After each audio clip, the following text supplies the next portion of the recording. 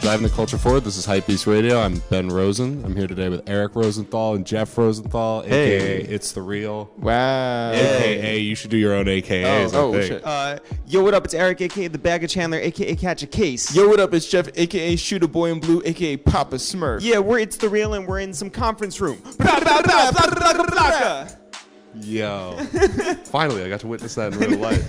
Well, it's a little awkward because, like, you know, there's glass windows. And I don't know who's walking by and we're going to be yelling. Like, so that was a little sedated. That was good. It was like the Sedated. business casual version. It definitely was. It It's, definitely was. you know, it's early in the morning and wait for us to get our energy up. Yeah, Haven't had my coffee yet. I can't do ad-libs. that's exactly right. Thanks for having us. Yeah, thank you guys so much for making time. Our Thank you pleasure. for coming down. Yeah, it's a long of time course. coming. We've been talking about this for months, I think, now of getting something going. Every day I hit you up Every on day. Facebook Messenger and I say, can we come in and do Hypebeast Radio? And you say, who is this? How did you get this number? That's right. Exactly right. But yeah, it's so good to finally have you guys down here. You guys are getting ready to go out to LA, I think. Correct. Yeah. Yeah. So Have what we was- mentioned that? Has that been made public on Yeah. social media? Is that still a secret? That's all we do. I feel like it's at the end of like every sentence. We went down to Washington to see our aunt this past weekend. Yeah. And I feel like regardless of what the conversation was, it's like, and we're going to LA. So yeah, we're going to LA. We're going out to perform there for the first time headlining out there. We performed in New York at SOB, sold it out. At Highline Ballroom in New York, sold it out. We went to London to the Hoxton Square Bar and Kitchen, sold that out too. And what we want to do is continue this whole crazy streak that we're on and sell out our first trip to Los Angeles. So the world tour is well on its way, basically. Yeah. It's just a really slow world tour. It's slowly crawling around the world. Like some people, like, you know, they schedule like, you know, 200 dates in a year. We're more like, let's do this two. is like this is like the xenophobic tour. It's just like any English-speaking country, we will be there. But we will happily go to any other country as well. Yeah, Germany, Shouts to let everybody. us know. Please come to Brazil. That's right. Yeah. Oh my Brazil. God, I love come to Brazil. When people write come to Brazil in Instagram comments, that's like my favorite thing. It's the ultimate fandom. Yeah. So you guys, like you mentioned, you guys just got back from London, and you guys probably have a shitload of stories from over there. What was So many kind of- stories. I mean, you interviewed the legendary DJ Semtex We did. for 2 hours live on stage. which was fantastic to begin with. And you never know with people, right? Like, talk about somebody like DJ K-Slay here in New York, right? Or a Semtex, or a lot of these guys. You don't know if they're going to be like on. You don't know if they're going to be cold. You don't know what they're going to bring in terms of energy. Semtex was, and K-Slay was too, amazing, right? Like, it's these guys who have such tenure, and you don't know how they're going to react to a live crowd, to the gunshots, to, like, you know, the ridiculous things that we ask. But he told such an amazing story, talked about his arm being amputated for the first time, as far as I know, right? Yeah, but also like how that didn't stop him in any way from doing everything that he set out to do. Right. Like Semtex always wanted to be a DJ. Semtex always wanted to be the biggest DJ. And for him to come out of a working class city like Manchester and to take over London in the way that he did, like, that was, you know, just an amazing thing for him to tell us. And for us, what was really cool about the live audience is that it was sort of a This Is Your Life experience, because there were people from his past who hadn't seen him in 20 years who showed up off the strength. There were people who traveled in 2 and 3 hours to finally hear this guy tell his story. And there were people that were local who know him well that were there. So when he told his story and he's telling anecdotes or whatever, he can point out into the crowd and be like, well, he knows. And he knows, you know, he was there when, you know, a rival street team would show up from the States, and like we had to fight them in the streets to actually post our posters up, right? So it was unbelievable. It was our first time in London, and Getting over there was crazy. Getting over there was crazy. The airline we took was Okay, so the Yelp reviews that we read about the airline, because, you know, the promoter, he put us on this airline, which we're not naming because we're trying to get experience. sponsored. yes, we just want the sponsorship from this airline. Yeah. But so we're on the day before we started looking at Yelp reviews, because I started getting these emails right before we were supposed to leave, and they were 2 lines long, and they were in Times New Roman, and certain words were like in bold, but there were no logos, and it just kept telling me that the flight had been changed to 22:30. And I was like, but it was always at 10:30 at night. Like, it never changed. Right. And so I just kept getting this message repeatedly over and over and over. And so finally I'm just like, what is this airline? Like, maybe I should check out the Yelp reviews. And I look at it and it has a 1-star review. And I'm just like, oh, like maybe like how bad can it be for like, because every airline is terrible, right? Right. These are actual reviews. I looked and it was like, I sat in my seat and I put my legs out in front of me, and the seat in front of me was sharp and cutting into my legs. Or like my luggage got stolen on the plane. Or like I wiped down the seat with a white towel, and here's a picture, and by the way, it's all dirt. Like these were actual reviews, and I was just like, oh my God, Eric, like I made Eric sit down in my room. I was just like, yo, we're buying all the snacks. We're downloading every single Netflix movie that we can. Jeff was like, before you ask, we can't change our flight, just so you know. And so we went there, and we get on, and we sat separately in different rows, different sections, whatever, because I wanted the aisle seat. Jeff, who is 6'4", for whatever reason, wanted a window seat. Oh, I thought you meant I'm 6'4" for whatever reason. It's like, God made me the way I am. I'm beautiful, just like Christina Aguilera said. And so I'm sitting, next to some people. It's fine. Jeff's sitting next to some people, and he texts me before the flight. He's like, hey, my seatmates are cool. Don't worry. We're, No, so they were nice because it was an older couple, right, and they had offered me gum before we took off. And I was like, nice. that is a nice thing to do. That is nice. Classic old person. That's move. right. Yeah. But like, you're taking a red-eye flight for all intents and purposes, right? You leave at 10:30 at night on the East Coast, and you land over in England at like 10 a.m. or whenever it is, and what you don't expect is to be woken up at, I don't know, 2 a.m. or whatever it is for meal service. Like, why are they passing around meal? Everyone should be asleep. Yeah. Everybody in here should be asleep. You don't want to wake up and all the lights are on like they are in here, right? And you're just like, what's going on? And there's a jailbreak. Yeah.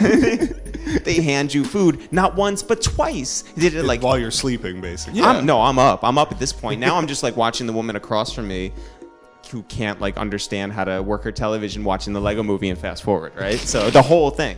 So, and when we made it over there, and yeah, so like we went to Nando's. We did like all like the basic London things. We went to Trafalgar Square, and it was awesome. So we want to go back, Yeah, and I mean, I like you guys were saying about Semtex is kind of like he's not. It's almost like. And in a lot of ways, this interview is similar, but it's like when you have to interview someone that's known for interviewing people. Yeah. So it's such a difficult situation. And what, like you said, he never talked about, his arm being amputated, and you kind of just come out and ask him at a point. Yeah. And he has this whole moment where he was like, well, you can't just ask like that. And but then he explains why he has that entire mentality. And that was like a good, like, it's tense. Totally. Because you're sitting there and you're like, well, this is live. Yeah, and yes. First of all, it is live. Yeah. You're in front of like a live audience, and I've just asked a man like why he doesn't have an arm. But I mean, like, I didn't ask him. Not like that. Not like that. That wasn't. Hey, you don't have an arm.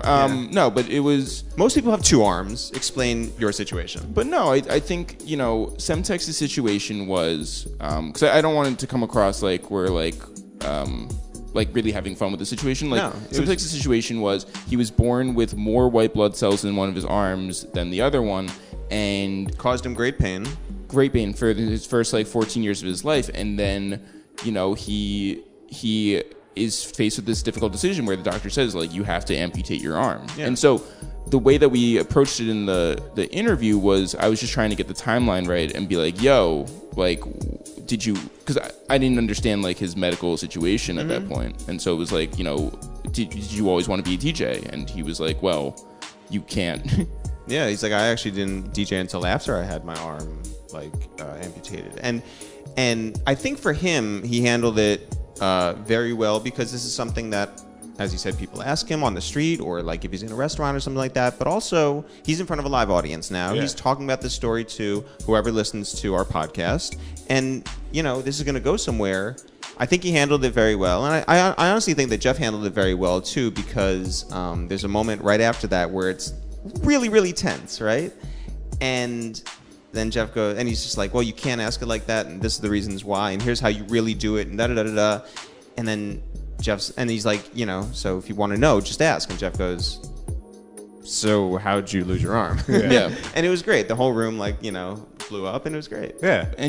And then like Semtex is like, he's always been great to us. Like, he was supportive from like day, I don't want to say one, because like he wasn't, Bridget's a little behind on rap internet, but like, 2008. He was very early on us. And so it was a joy to meet him, and it was a joy to have that amazing conversation and let it live on forever, which is the greatest part of the podcast. Yeah. Because when people are like, "Oh my God, I'm so sorry that I just started following you now," we're like, "Why? Like, you can listen to them forever. Like, go home and binge listen. I don't care." Like, yeah, welcome to the bandwagon. yeah, exactly. Yeah. It's totally fine. No, It's a slow world tour. We only do that to people who are related to us. Like when we see people, aunts. yeah, exactly. Just like, really? Now you're on board? All right, fine. Yeah, figures. Yeah. So speaking of the early days, if we could go back a bit, I think that we're here to only talk about new shit. the new album. But if we were to go back, I mean, what was sort of, I mean, I've heard and I've read a little bit, but for listeners and stuff like that, what was sort of the genesis of It's the Real as a podcast? Because you guys were doing sketch stuff before that as well for a long time. I mean, the honest truth is that our agents came to us and were like, here's a great way. We had sold a TV show. So we had this past with sketches and short form interviews and some podcast stuff and music and commercials and other things that we had done. We sold a TV show, but the process of getting the contracts right, the process of writing the pilot script is a very lengthy one. So our agents were like, here's one way to keep your name out there on a weekly basis, do a podcast. And we were like, man, space is crowded. We've already done that. Yeah, like, why would we do that? And they're like, trust us. Like, it'll be a good look for you guys. It's easy. And we're like, okay, so what's the easiest way that we can do this? Oh, let's do it from our apartment. Fine. So we live on the Upper West Side, and we were like, what's a great way to sort of like sell this to a podcast network instead of just saying like rappers come over to our Upper West Side apartment. We're like, rappers come over to our Upper West Side apartment for a dinner party style conversation. That's it. Like, what an amazing way to sell this. Like, everybody's on board. And so the company that we had sold the thing to, they were like, that's great. We're going to put out a press release. And they put out the press release, and it says, a dinner party on the Upper West Side. And we're just like, fuck, we have to cook for all these rappers now. And the problem was that all these people on Twitter were like, that's an amazing idea. And so we're just like, God damn it. Yeah. So now we're stuck cooking, like, salmon and papillote for Bodega Bamz. Yeah. And, And, by the way, Bodega Bamz ate like all of it and then ate the lemon and like loved it. He was totally on board. We cooked great Yelp review from Bodega Bamz. Yeah, we cooked fish for Gunplay. What did we cook? Oh, we made him sea bass. Sea bass, right? Of because course. of the line that he says about sea bass. And so we had to make it. So it was my birthday, and we made him sea bass. We made all of us sea bass, and he ate mine because he liked it so much, and I wasn't eating fast enough because I was trying to interview him. Yeah, and like went over to Jeff's plate and just took it. But so it was fun for a while. But if you think about the logistics of a Manhattan apartment, I was gonna say, does not make it easy. Yeah, and not whatsoever. And so you still do the cooking for every show? We do not do the We cooking. sure do not. No. So roll that back. And I'll tell you why. It's a few things. One, eating on a podcast is not the best experience for the listener. Right. That's why we didn't bring any food here today. Secondly, when you're living in a small apartment, if you have, let's say, Lil Durk, and he comes over in the hottest days of August, and he has a whole bunch of people with him, and you're trying to make burgers, and you're making like sweet potato fries that's in the oven, and it gets really even hotter than the outside temperature, it makes for a very uncomfortable interview for everybody. It's aggressive. Yeah. So you get hangry. So we stopped. Also, like, half people like don't show up on time. Like, nobody's eating this food. That's like, a big thing too. It's just like, why did I spend like 2 hours making this delicious, spread for? You turn into like the angry housewife. Yo, yeah, we're that's just like, what it is. Why are like, you late? You don't appreciate us. Yeah. Like, yeah. So Fine. Just leave. Don't do this then. Don't ever come back. That's here. right. But I'm not speaking to you for the rest of the day. what I am so astounded by is the amount of people who hit us up are like, yo, you should bring the food back, and we're like, no. No, you want to know what? You bring the food back. You bring the do food it. to us. Yeah. Let's enjoy it that way. I'm not making food for anybody ever again. But here we are, close to 150 episodes in, and you know what? We're doing fine without the food. Yeah, I was gonna say, like, now what you should do is you incorporate the live food cooking element into the LA show. Yeah. You bring it my back God. now. Maybe we should. Yeah, let's get some Korean barbecue, like a truck to pull up. You guys are also probably the most authoritative database of rappers. It's like allergy information at this point. Oh my God. Yeah. Do you have any issues? No. Then we're gonna make you, Yeah, salmon. peanut satay. Just poison a rapper with peanut sauce. Wait, No, but they said that they weren't. Wait, in this fantasy that we've just created. We didn't mean dinner party style. Yeah. It's a dinner party. Right. And of course, like in Clue, the movie, you kill someone and then figure out who in the room. That would be a really good podcast. Yeah. It's Kill like, someone in the apartment. Who did it? Listen, it's a new sort of. I say it was Ben. Like new- cereal. Yeah. Yeah. It's a new chapter to this podcast, you know? Oh God, we're going in a dark direction. We had the That's food fine. part, then we had the not food part, then we had the murder part. Oh, so to get back. Wait, almost lost my train of thought, but I All got good, it. We all got good. it. So I'm Jeff. That's Eric. Yeah, we're right. here. Yeah. And Eric, you were at one point you were Kanye West's videographer. I at was, some point. yeah, So which was- this is hypebeast.com. You kind of can't get away from this table without talking about Yeah. Kanye West at some point. Yeah. So, I guess 2 questions. 1, what was that like? Yeah. 2, any stories Okay. from that period? Eric, that spill are- some secrets. Okay. We need a headline. Right. Yeah, exactly. So first of all, at that point, I am fresh out of college. I'm a young guy with a video camera who's persistent and got to know Don C and John Monopoly, who were managing Kanye at the time. And, you know, a year into that relationship, after we talked about different things, after there were like lots of email changes and I had to like go track them down, not to sound like a stalker, but I like, you know, I really Persistent kid. it was persistent and I wanted to work with them. And this was right before College Dropout, and they invited me a year later to the Grammys in LA with them. And so I was there for the launch of Good Music here in New York. I was there with him 24/7 out there in LA, and it was the most unbelievable experience because who am I? Like this kid from just north in New York City who's fresh out of film school, who's just, and this is before everyone has a videographer, you know? This is like a Canon XL2 camera, which is like a heavy piece of equipment. It's not like, you know, a 5D or your phone or whatever. This is like commitment to doing this when it was something to document someone full time. And they treated me like family. Like wherever they went, they brought me with them. If we went to Clive Davis's Grammy party, they wouldn't go in without me.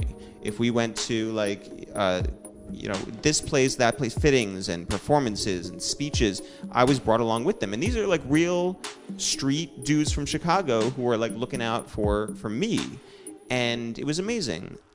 Other than when like they gave me my own car and they traveled in like a pack of Tahoes or Suburbans or whatever it is with professional drivers that would speed around Los Angeles because that's what they do for a living. Me, I'm like, I'm going to die because I'm going 80 miles per hour trying to follow these guys through like crazy intersections for the first time in Los Angeles. It was amazing. I met, you know, now it's like sort of old hat, but then like I sat in the back of the car. I was in a car with Kanye's mom, Kanye's dad, Nabil, who is, you know, now a big director, but at that time was just Kanye's photographer. And he was like, you know how I got this job?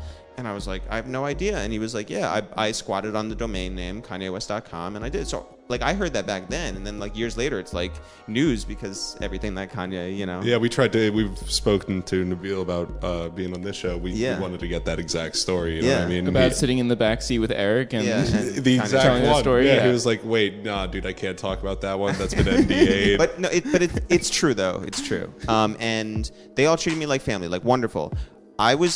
Here's a little something. I was in the record plant with Kanye, and he was playing stuff off of the second album. Late registration, like early. It was just like new stuff, and it was like, this is crazy. And I'm in there with like G. Roberson and obviously Don C. and 88 Keys was there, and just a lot of people just hanging around. And at one point, they were like, okay, cool. Let's go into like the B or C room or something like that down the hall and check in with Nick. And we're like, all right. So I follow them. And all of a sudden, I'm in one of these secondary studios with Kanye, 88 Keys, and Nick Cannon. And Nick Cannon is writing and recording. I don't remember the name of the song, but it became a single because it was about the chance that his mother would have an abortion. And she chose not to, and thank God, because that's Nick Cannon, right? That's the song. Okay. And so I'm in there when Kanye and 88 Keys ghost wrote the whole like second verse or third verse or one of those two verses for Nick Cannon for that song right there. So if you go back and listen to that, either the second or third verse, I don't remember the song exactly, was written by Kanye and 88 Keys right there. Wow. Yeah. Also, this probably doesn't matter to anybody else, but Kanye's then girlfriend, who was a girl named Brooke Crinton, who worked for Dave Cerolnik over at MTV News, we're in the studio at the record plant, and we're talking about barbecue because Kanye sent for he wanted Oklahoma barbecue and sent for a chef from Oklahoma to come to the studio and make barbecue and serve it to all of us. And we were talking about barbecue, and this girl, who I'd never met before, who I find out later is Kanye's girlfriend, is like, she says something about dinosaur barbecue, and I'm like, what do you know about dinosaur barbecue? Because it started in Syracuse, where I went to school. And she was like, oh my God, like, I love dinosaur barbecue. I went to Syracuse University. I was like, I went to Syracuse. So she and I were in classes together, and I had no idea. Way. And all of a sudden, she's now dating Kanye West, and I'm videoing him out at the Grammys, and it was the greatest thing ever. So anyway, that experience, being around those guys, being around that experience shaped my life in an amazing way, and sent me off on this trajectory to come back to New York and meet with all these amazing people and take, you know, our career and push it, you know, in a way that we never even thought would be possible. So I love Kanye. He always treated me well, and all those guys from Don C and A-Track and Consequence and GLC and John Monopoly and Barry, his security guard, Kudi and Chike, who we recently reconnected with on our podcast. Gabe over at Def Jam. I mean, the list goes on and on for people who are lifelong friends and decent people, and I'm so happy for all their success. Great. Now we just need a Travis Scott story, and then well, I mean, we'll go viral on this. We interviewed Travis before he got real, like, you know, Travis Scotty. Yeah. Right? When he was still so young and so, you know, fresh-faced. He was smiling and happy. People should Conversational. We interviewed him, and Chase B was there in front of. It was in Soho. It was in front of the something. I forget what store. One of those, you know, fancy clothes stores that Right. your listeners would know. Yeah. Yeah, exactly. That's The our year SEO. was 2011. But you guys should go check out that interview. It's a lot of fun, and Travis shows a lot of like personality and everything, and he's just always been a good guy to us. Yeah, I also, to speak on that, it's like, I think that, you know, you guys have the sketch background and you have this sort of pedigree in hip hop and stuff, but it's pretty impressive that you can make guys like, I think like Mano has been in sketches with you guys, Rosenberg, Cameron is a friend of the pod, as they would say, but like, how do you get rappers to, you know, embrace showing their sense of humor and like you said, kind of like being themselves on camera, and what's been the toughest person to get out of their shell? Yeah. Or like, has anyone confronted you about the jokes? Yes. Yeah, for sure. I mean, the story's out there. Yelawolf didn't like what we were saying, so he like. Yeah, that was during an interview. So, you know, he threatened to punch us in the face, and there was that whole thing. We went to an event in 2009, maybe, I think. OJ the Juice Man was having his, you know, big sort of CMJ show at BB King's, and someone who we made fun of in a video came through with a rapper who just got out of jail, and the two of them grabbed up Jeff and threw a drink, like not just like the contents, glass. but the glass in my face. So that happened. We were threatened because he slept with a gun by his bedside that we could take this outside. That's not why we got threatened. It was that was his threat. No, yeah, that was his threat. So things like that have happened. Obviously, the most funny is when we reconnected with Lloyd Banks all these years later, 10 years after the fact or whatever. So, like, our second video ever, our first video ever, we took Biggie's lyrics, "You're mad because my style you're admiring, don't be mad UPS is hiring," and looked at it from the UPS drivers thought it was the worst thing ever, and DHL and FedEx guys thought it was the greatest thing ever. And so that video, like, which was put out in 2007, just like went viral before like being viral was like a thing. Right. And so the following week, because we would put out videos on a weekly basis, the following week we put out a video that was an early retirement party for Lloyd Banks. So just imagine a very sad corporate meeting room, with sad streamers and a like sad like sign-in board, punch bowl. Yeah, a sad cake with his sad face on it and said like "Good luck, Banks." Like and we it's were like, really, you know, like wishing him well. You know. Yeah, just like, you know, people at this like sad party just being like, I can't wait till he shows up, and then he doesn't show up. Like all these white people calling him Lloyd, and like, you know, you were such a great coworker. Good luck with whatever you're whatever you're gonna do. Anyway, so Lloyd Banks comes up to us 8 or 9 years later and is like, I know you, I don't like you, you made fun of me. Don't make me beat you up. And we were like, all right. And then we had to interview him for Billboard magazine. So we were sitting there for like an hour talking to him. You know, an hour afterwards, he was totally cool and like. Yeah, he was fun. Yeah. But yeah, I mean, like in terms of like people who were tough interviews, the Migos obviously. That's like interviewing 3 professional wrestlers at the same time. Oh, we only it was had only 2. 2. Okay. It was this was when Offset was in jail. Okay. But also, I do want to touch on the question you asked about like how do we get rappers to open up and like show a different side of them. Yeah. That was really important to us when we were doing those sketches for 3.5 years every Monday. It was an opportunity to be more saleable. You know, you can show a different side to you, and it doesn't always have to be like gruff and tough and. Which was the only thing that the media was presenting at that time. Like, you know, the internet has now allowed everybody to have their own voice and be their own brand or whatever. But back in 2007, you didn't have those opportunities. You had whatever MTV and BET put out for you. That was what it was. But this was a chance, and you know, we obviously will take all the credit, but someone like Bun B is somebody who recognized that early. So he calls us up and he's like, I want to be in a sketch. So that when someone like Bun sees this ahead of time and is like, I want to be a part of this, I'll say whatever you guys script out for me and let's make a video and have some fun. A lot of people want to follow that. So that allowed us to do a video with camera, and that allowed us to do a video with the clips. That allowed us to do we turned Slaughterhouse into a boy band, right? Like these guys who normally wouldn't even like go near something that would sort of change their narrative or anything or let people in. Yeah. We're now like, oh yeah, totally. You guys like get it, and you guys speak the language, and you guys aren't going to bring me down. You're only going to like poke fun at in a roasting way. Well, yeah, let's do it. And that Slaughterhouse project, the first one that was out on E1, sold a whole lot of records in no small part to them being like, hey, we're not just like lyrical, miracle, you know, just all types of rappy rap stuff. It's like we can show a fun side to ourselves too, and yeah, I agree. And then also, I think, you know, in terms of our interviews, we invite people over to our apartment. Yeah. Like, that's a whole different thing than what we've got here. Like, you... Yeah, it's a conference room. That's right. No. You kept it, like, real cold with us. But no... But even, you know, radio stations which are, like, sort of antiseptic and, you know, you have, like... You know, a radio sort of vibe. That's not that. This is literally our home. Coming into our house, and so... It feels like nobody's listening, one, and also, so I mean, like, it's a very intimate experience. You know, we're all here in the small apartment.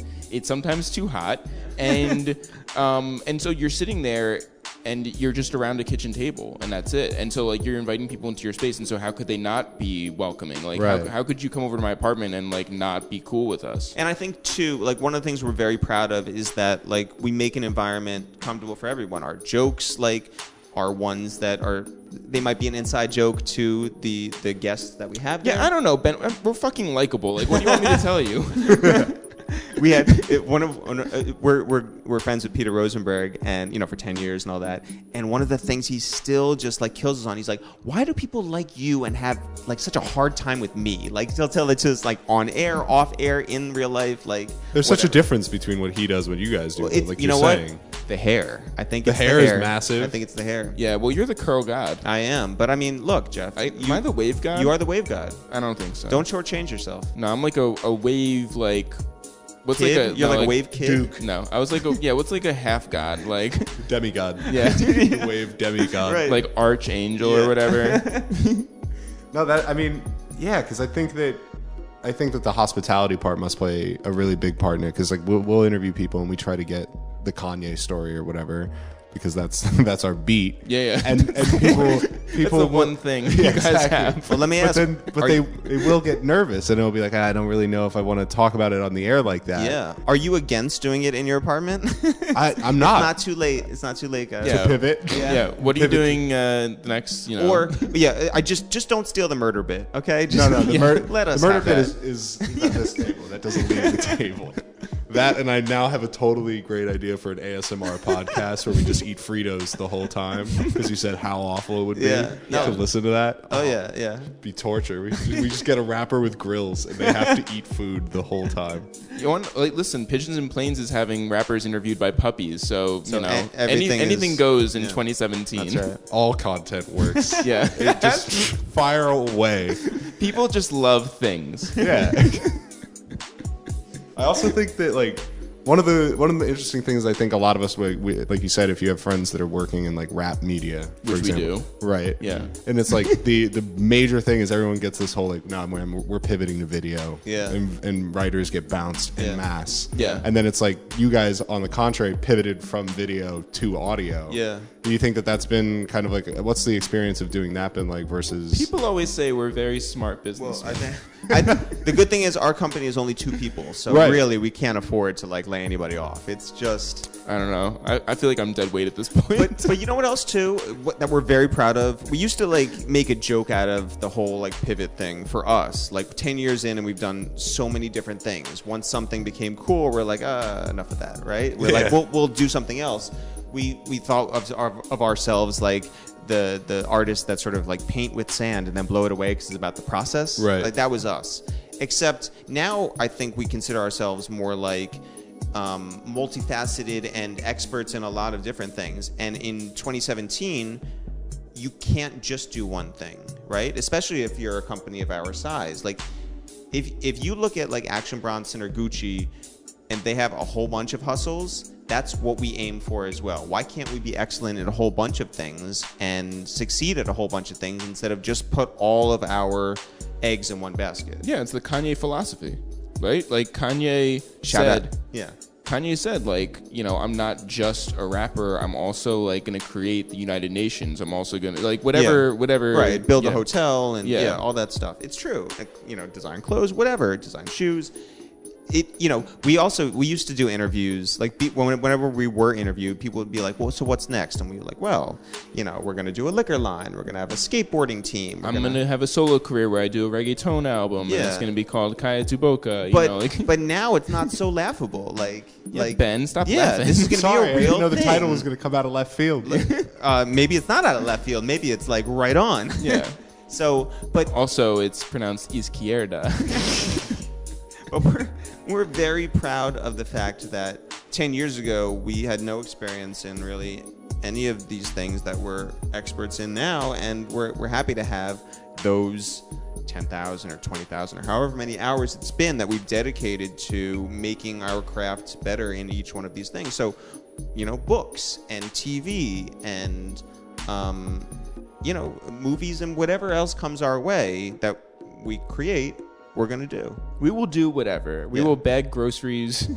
But you know what? We're going to be the best at bagging groceries. We will take Craigslist jobs, any of that. I like how you visited the Hypebeast offices once and you've already gone on a Kanye rant. Totally. Yeah. Oh, yeah. It's like totally in genre. I just need like a couple more quotes about Hedy Slimane, then I'm good. Yeah.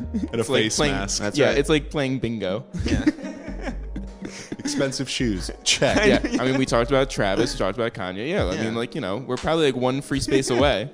It's so true. Yeah. What was the craziest part about the Rockefeller, putting together the entire Rockefeller reunion show? Oh, you don't want to hear about that, Ben, do you? I do. Yeah. Okay. The craziest thing was that The craziest thing is that it happened. I'll say that. Like, so we put together, if people don't know, we put together a Rockefeller like celebration. It wasn't everybody from Rockefeller. We didn't have Jay, we didn't have Dame, we didn't have Kanye.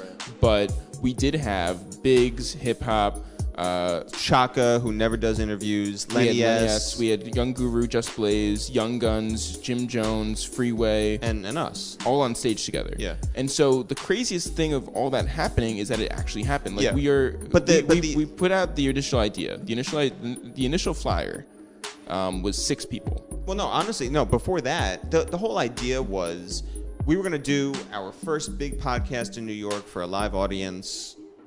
Let's not just show up with one person, right? So Jeff was like, let's do something like just bigger than like 3 people on stage. And what we did was, you know, secure 6 people. And then that turned into 7, 8, 9, 10 people.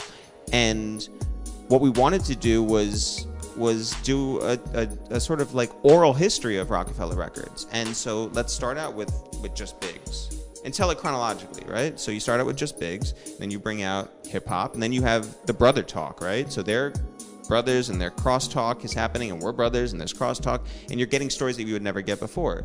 Then you bring out Lenny S because you're talking about the Bad Boy Street team, because Bad Boy was running the streets then, and Lenny was on the Bad Boy Street team. And then you have stories from the three of them, and we build it out. But it almost didn't happen. Oh, yeah. Actually, yeah. We haven't told the story, have we? No. Okay. So, a little exclusive. Pew, pew. So what happened was, a lot of people might not know this, but Jim Jones was banned from a lot of venues in New York. For various reasons. For years. Years and years and years. Including he would bring 50 people and demand that all of them would get into a venue, and venues don't like that. And so that was like 2008, 2009 at like, different places. Anyway, it's 2017. Times have changed. Jim is much more, like professional. Everything is like sort of like streamlined with him. So he has like only 3 people in his party. Those are the only 3 people he needs to get in. That's totally fine. He's not what he was doing. He's not doing what he was doing back then. Yeah. So we had to, in order to get him into the building, we had to, like, a week before, we called up the venue and we said, hey, I know that he is not allowed here, but can we get him in? And so we talked to the promoter talked to the venue, and everybody was like totally cool with it. We got a waiver to get him in, and now it's like perfect. Yeah. Until you show up and the hip hop police, which is a real thing. Okay. Like, people joke about the hip hop. It's a real thing. They just go around and they like to bother hip hop events and bother hip hop artists. And Jim is a favorite target of theirs for no reason. No reason. And it's really shitty and really unfair. Jim didn't do anything wrong. And so Jim was not allowed into the venue. And because Jim wasn't allowed into the venue, then Lenny... I'm not doing it if he's not doing it. Correct. Yeah. Like, he's like, he didn't do anything wrong. Like, how could I asked him to do this. And Lenny's like, we'll just switch the date. And we're just like, oh, what are you talking about? Like, people are already coming in the building. Oh, the place is like almost up to capacity at that point, right? And this is a sold out show. This is a big look for us. This is, we're not only like hosting it, we're producing it. We're everything. This is everything to us. And now we're standing outside as like, friends and family and significant people in the business are walking by being like, hey, good luck, everything good? Why do you look so ashen, right? Yeah. And so finally, somehow, maybe like there was a break in the action, but somehow we were able to sneak Jim in. We snuck Jim in. Past the hip hop police? So the hip hop police were like, okay, cool, but the venue was like not cool. Yeah, the venue. We don't like. Okay, the venue had switched sides on the whole situation because they didn't like what was going on. Yeah. Oh, okay. The hip hop police has a problem with this. Well, see, I knew it. I knew this was a problem, guys. That's why I was on that list, right? Yeah. So there's a back entrance, and we snuck various, sort of methods. We snuck Jim back in and upstairs, and no one knew until he hit the stage. And there was one point while we were, I don't know who we were speaking with. Oh, we might have had like, it might have had like Young Guru had just come out or something like that. I think it was just before Just Blaze. And we're out there, and I hear like Jim's like sort of voice getting louder up in the green room, and I was like, oh, please don't let this be like, the building found out and they're gonna go kick him out or something like that. But it was honestly just Jim having a great time, like catching up with like the Young Guns and Freeway and Just Blaze and everybody, right? And then he came down on stage and killed it. Like, people might have seen his name on the flyer and thought like, oh, Jim Jones. Yeah, not really like who I think of when I think of Rockefeller, but like, first of all, that was a very interesting perspective to have on stage. Amazing perspective. And that, his sense of humor was amazing. So good. His stories were great. Yeah. The connections that you didn't know, like he and the Young Guns were tight, and Freeway and Young Chris are over on one side of the stage, and they are, while we're talking to someone else on stage, they're FaceTiming with Beanie Siegel. And so you see Jim. If you watch the video now, you can see like Jim leaning over there and like saying what's up to Beanie. It's incredible. And for us, and we've said this before, but it remains true. We would have had this conversation. We care about Rockefeller Records so much. We would have had this conversation just if it were the 10 of us or the 12 of us or whatever in a small room like this. Like Right. we just want to experience those stories, feel like we were in baseline with those guys, and that we were able to do this in front of an audience of 600 is mind blowing for us, you know. But you know, that's just another sort of like amazing notch in a expected career for us. Yeah, and I will say, like, we have no problems with the venue now. Like, it was, Yeah. we would definitely do like another event at Highline. Like, you know, it was just like there was a specific situation that was happening, and so they came down on that. But yeah, and now we're working on new live events. We're gonna do some in other cities, and and the greatest thing is that, you know, we have this track record now, SOB's Highline, Hoxton Square Bar and Kitchen in London, and this new one in LA at the Bootleg Theater on November 2nd. And what's great about it is that each one has gotten better. Each show has gotten better, more streamlined. We understand what works and what works even better. And this LA show, which we have amazing guests for, which we have a lot of dope bits, which we have a lot of surprises for, is going to be honestly the best one yet. And if we can sell out that room, then the sky's the limit. Toronto and Denver and Atlanta and Chicago and Detroit and Philly and all these cities that have been asking for us, even like random cities like, you know, Asheville, North Carolina, which isn't random. Our parents Shout used to out live to there. yeah, Asheville. shout out to Asheville. But if we can sell out the show in LA. And the cool thing is too, we sold the show at SOBs here in New York, somewhat with the help of people who weren't even going to come in the first place. Like Right. people from Guam got tickets, and they were just like, "Hey, we want to donate to the cause. Like you have done all these episodes for free.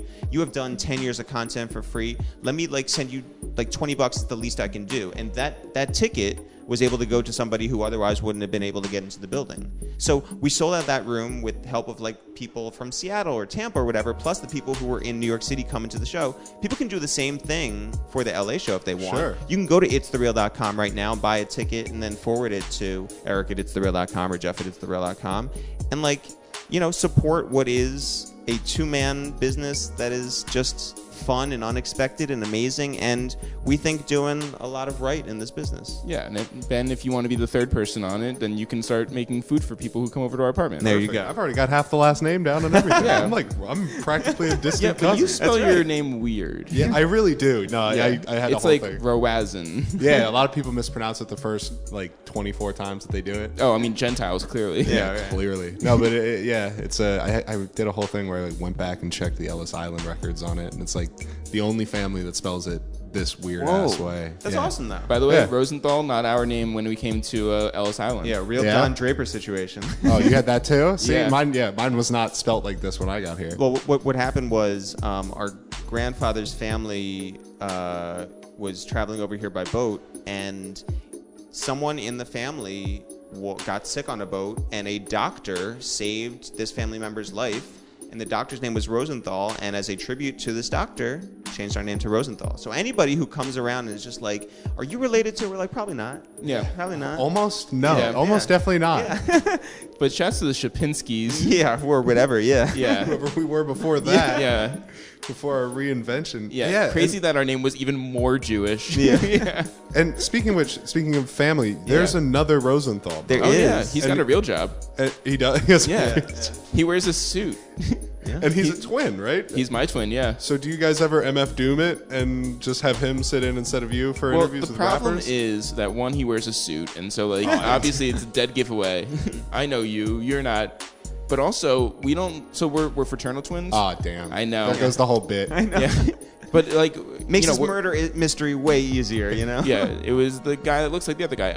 No, he's 6 inches shorter than me, and so like it's a big difference. He looks sort of like a combination of the both of us, you know? Yeah. And he wears a suit. He's our brother. Yeah. Yeah, I mean, I really wanted it to be an identical twin situation. Yeah, so that no. there I would am be, so sorry. like half the time that you were talking about Bodega Bamz, it's just someone else just kind of pretending. Yeah, it's Dan in here just lying. Right. Yeah. We went somewhere, and I think we were at a friend's birthday party, and Dan came with us, and someone was like, "Oh, I know you from walking through the podcast," because it's at our apartment. Sometimes Dan comes home from work, and we're there recording Oh, hey. Yeah, Yeah. it's like, this is Dan. It's like, oh, how's it But I going? mean, like, that's how he knows, like, or how Angie Martinez knows him, how, all these people. Dave from Chromeo or whoever it is who's just sitting down with us. And Dan works in, like, the events business, and so, like, all these people will see him and be like, oh, I know you. Yeah. You're the guy.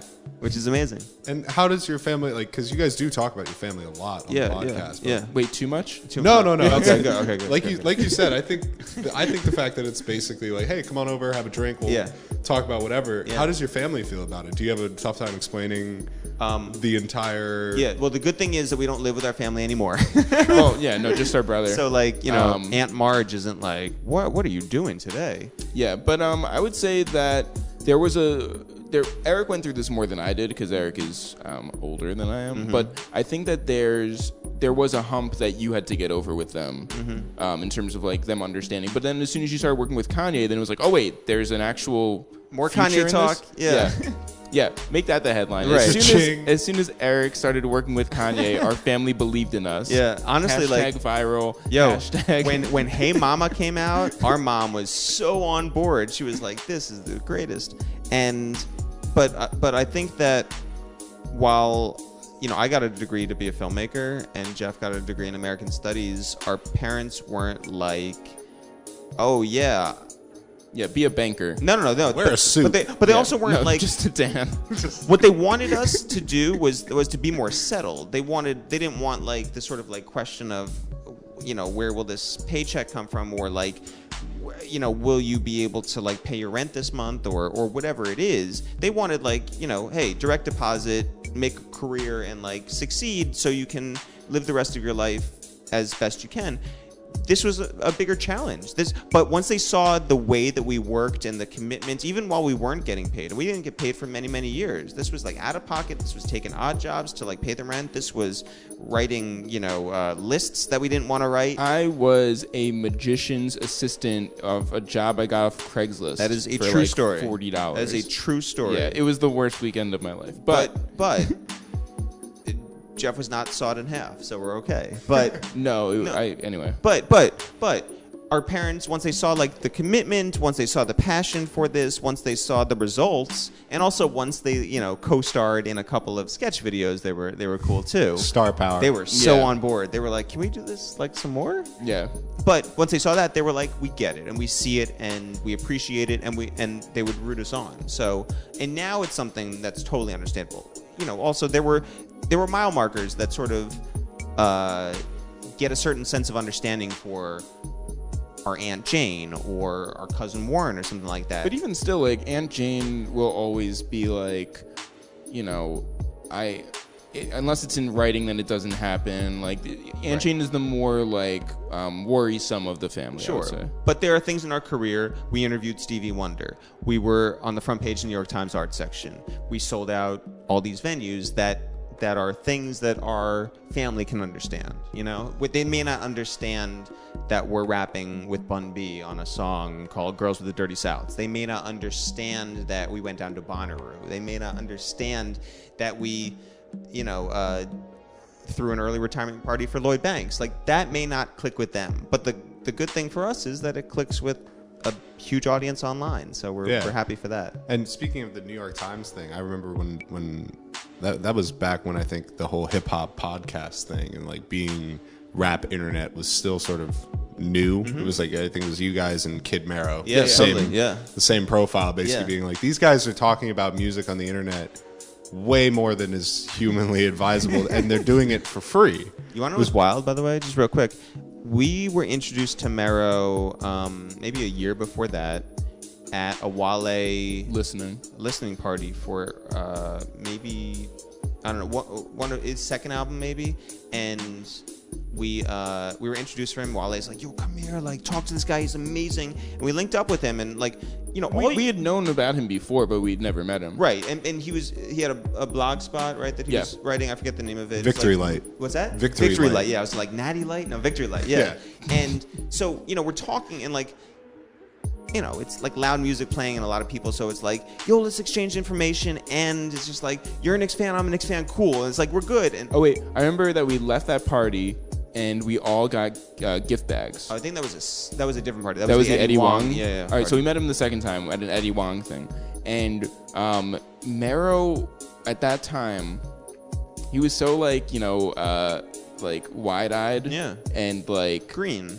Well, no, but he was just so like enthusiastic. He was just like, oh my God, like I can't believe I met you guys. He's like, I can't believe that Wale knows who I am. And I can't believe. And so we gave him our extra.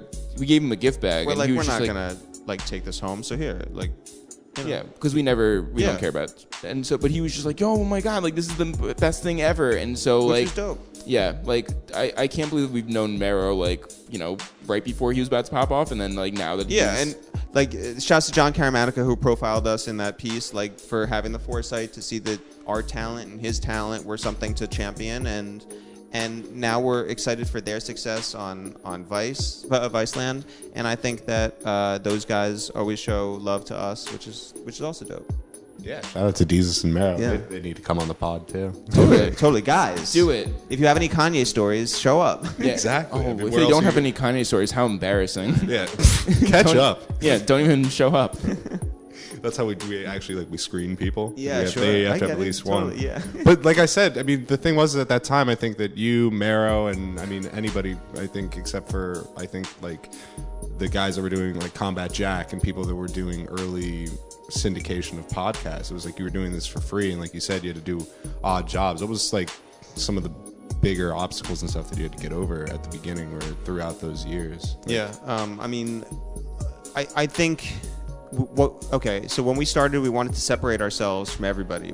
You could be on YouTube. YouTube was popping, right? Like everyone's like, oh, this is a way to get my stuff out there, and no more gatekeepers. I don't have to do UCB. I don't have to like knock down doors to get an audition. I could just do my own stuff. And so everyone at that point could be a sketch comedian, and we were like, well, let's be hip hop sketch comedians. So Because that's what we care about. That's what we cared about. That's us, and we won't get lost in the mix.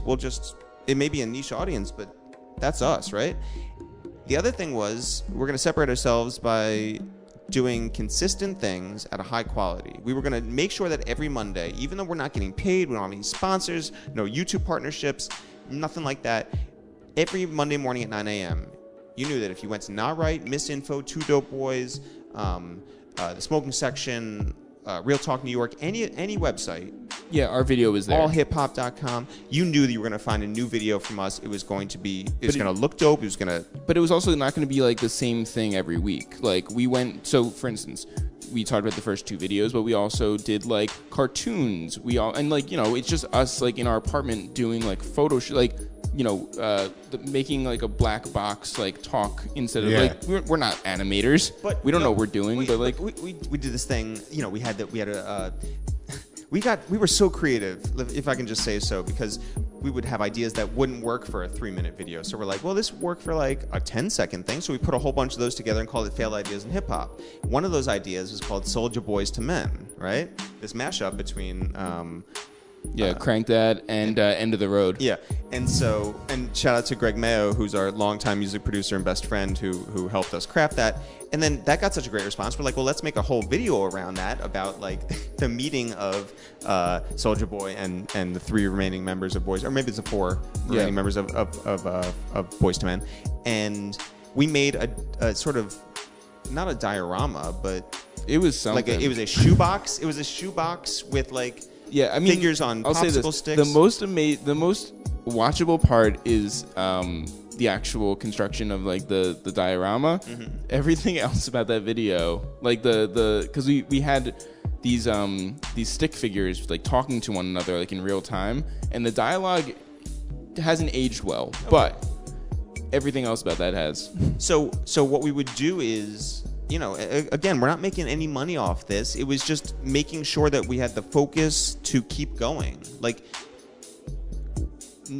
not to like, shit on anyone else, but there's a lot of people who would give up if one video didn't go viral or another video didn't put up 6 figures. Like, it didn't matter to us. It mattered that we put out great content, and while some stuff is timely, other stuff is evergreen, and our thing was we're in this for the long haul. Like, we're not coming into this business and we're not looking to be anything we're not. We're not selling out. We're not like using hip hop just to get somewhere. This was us. This was our lane, and we are hip hop sketch comedians, but we can do a whole bunch of other stuff besides YouTube videos. If we were to just do YouTube videos for the rest of our lives, then we'd just be those guys. It'd be stale. You can't paint us into a corner, right? Yeah. Like what I'm saying, like we're experts at things. We put in the time and effort, and we're here. We're 10 years in and more relevant than ever, and that's what we're thrilled about, and that we never sold out.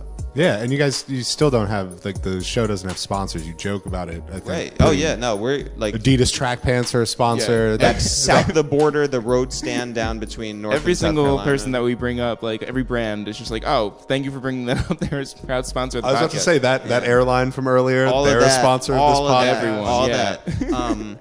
We are... Actually, shouts to Yelp. Getting that Yelp check. Let's do that.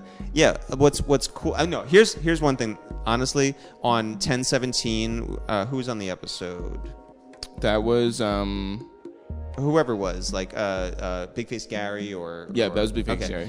But on 10/16, the day before we put out the episode, Loudspeakers Network, who distributes our podcast, hit us up and they're like, "Hey, if you want, we have a last-minute placement for an ad from Gucci Mane." We're like, fuck yes. Like, this is the greatest. Finally. Yeah. And, I mean, of course, it comes out on 10/17. Of course, I'm listening to the Mr. Davis, the album anyway. Like, this is going to be amazing. And we had the most fun. And somebody, maybe more than somebody, but at least one person hit us up and they're like, I wish Gucci Mane would sponsor every episode. We're like, so do we. Yeah. So do we. But it was great. Anyway, please sponsor the rest of our podcast, Gucci Shout out Mane. to Gucci. If you have any Kanye stories, come on and talk about them right here. No, do it on our podcast. Oh, sorry. Crazy? Take turns, right? It's okay. We'll all just reunite for that one. Yeah. It'll just be the Gucci episode. That's right.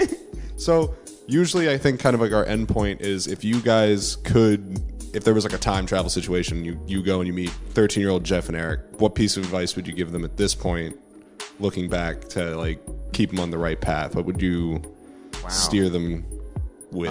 Well, you can go ahead. Do you have something serious or no? I like that you were like, hey, I don't have an idea. You do it. Pass. Because you would have done the same thing to me.